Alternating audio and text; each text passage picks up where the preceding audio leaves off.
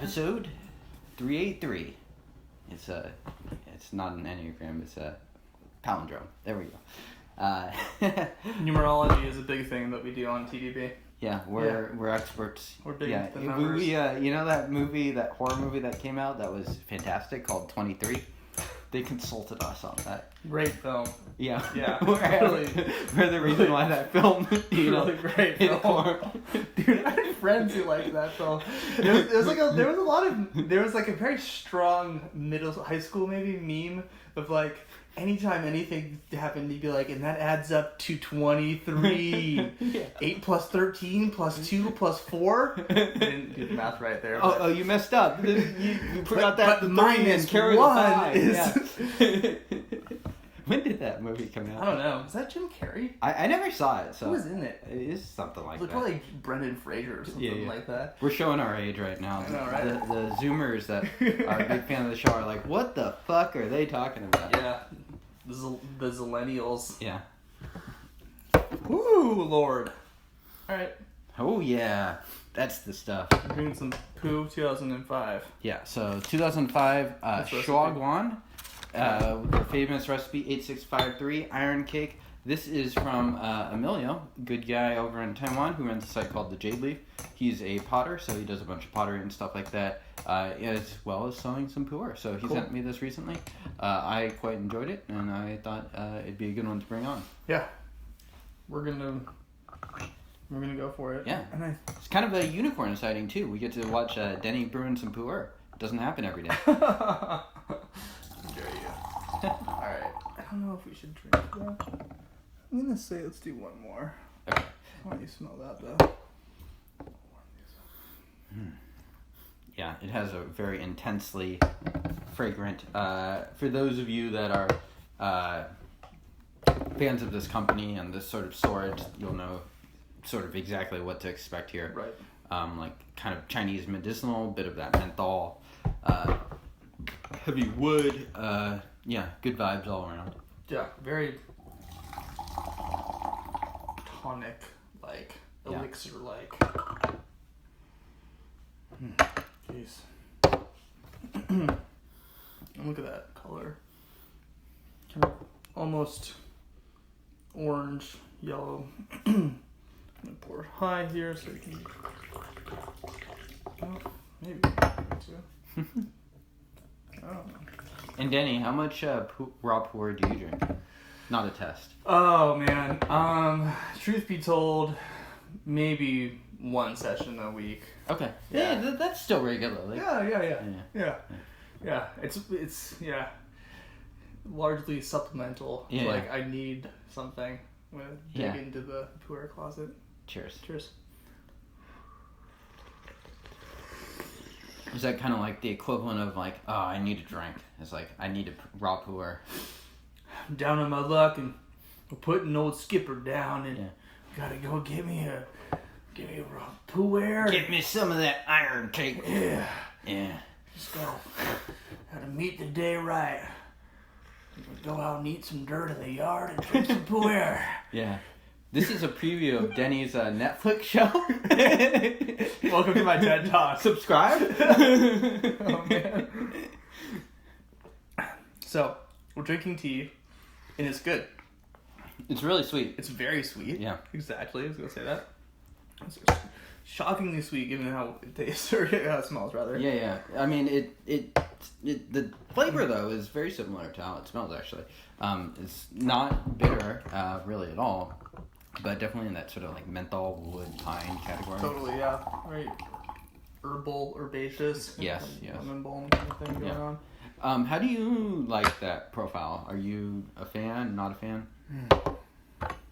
I think I like it because I think when it's paired with the sweetness too, it's much more approachable. I think the flavors are interesting. Mm-hmm. I think combined with the kind of sweetness and less abrasiveness, a little less acrid. And we'll see how the tea goes, but I do like teas like this a lot.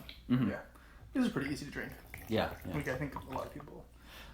I mean, it's also easy to imagine this being like another level of just being like almost acrid and like just too much. Totally. Too much of the bitterness and stuff like that. Right. But this tea, at least so far, seems to be in a decent place. Yeah, and I'm I'd say I've pretty much broken up on this cake now, so we're really starting to get into the... You know, and one thing I've actually liked with these iron cakes, because the compression is so tight, and sometimes you just can't break it up all the way. I think you should do your best to break it up. Denny kind of did that before we hit record on the camera. Is having a Xiaguan there lets you really observe how it's breaking apart in the color. So I found that to be actually very helpful in sort of brewing these. Yeah. Cheers. Cheers.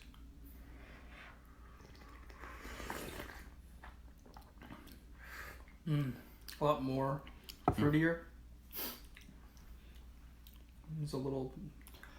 Still really sweet. Yeah, like... Really nice, just fragrance to it. I'm getting a little bit of the medicine shop, though, for sure. You know, there's like that component of kind of...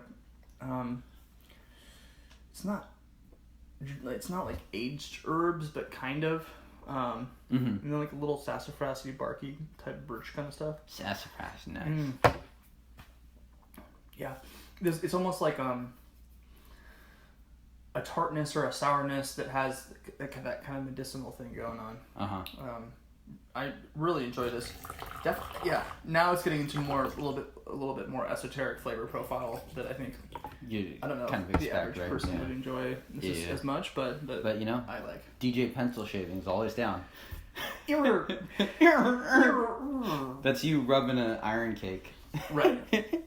Yep. Yeah. Cheers. Cheers to that. Here for all the bad jokes.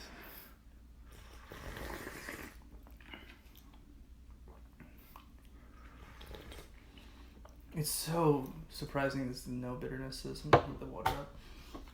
Really not bitter at all. Yeah, but there's still plenty of flavor. Yeah. Yeah. Mom test? I don't know. I don't know. Your mom? Yeah, for sure. Okay. It's kind of like really in that very pungent, it's strong. I mean, like, this is not tea for everyone. Right. This is like a sort of tea. I bet you if you let the liquid cool down too, it'd be like pretty bitter, pretty nasty. Yeah, no, exactly. It's not necessarily that it's so bitter right now. It's just intense, kind of funky flavor profile. Not in an off way. Just in these are interesting flavors. Definitely like a tea head tea. Yeah, nice lingering sweetness to it. Yeah, I'm enjoying it. Cool. I'm gonna push this one a little bit. Cool. Beautiful color. Yeah. Stored well.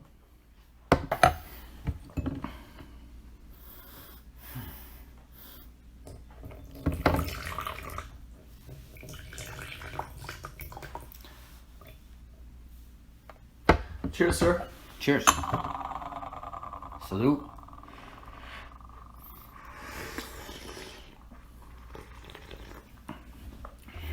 Warming. It's not a daily drinker for me. There's too much complexity going on for this. Really attention demanding tea. Juicy.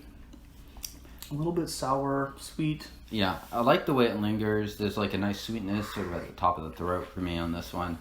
I think this is a pretty solid factory tea, I'm gonna say. Yeah. Tea burps. Yeah. Really, yeah, clean. Pushing this tea pretty as hard as, you know, not as hard as I can, but pretty hard. Not at all acrid. Not at all bitter, really. I mean, not really at all bitter. Intense. This tea might peter out. It feels like a little bit faster than some other teas that we've had. Yeah, possibly, yeah. But, kind of a fun drink. Yeah, I think this is a really good example of like a semi-aged factory tea that if you want to explore a tea, it's pretty good because I think it's typical of a certain profile that might be very different to people that have yet to sort of explore and have that profile. Exactly. Yeah. Know what you're getting into. This isn't just this is like a unique recipe. Yeah, this is not like cherries and lollipops. It's it's definitely a raw pour and has a lot of that pungency to it. But I think I don't know. I'm personally a fan of what is left of this tea, and I think you might be too. Thank you, Emilio, and thanks to everybody who subscribes. You're crazy. What are you doing, you weirdo? Yeah. Go outside and play in the woods. Don't do that. Yeah. You might. Yeah. Didn't you read the story in Little Red Riding Hood? No. Yeah, there should be a tea adaptation to that. We'll figure it out. Yeah. I think we're gonna drink more puer next time. Is that right? Some Lubao. Oh, okay. Yeah. All right. We'll see you guys then. Cheers. Later.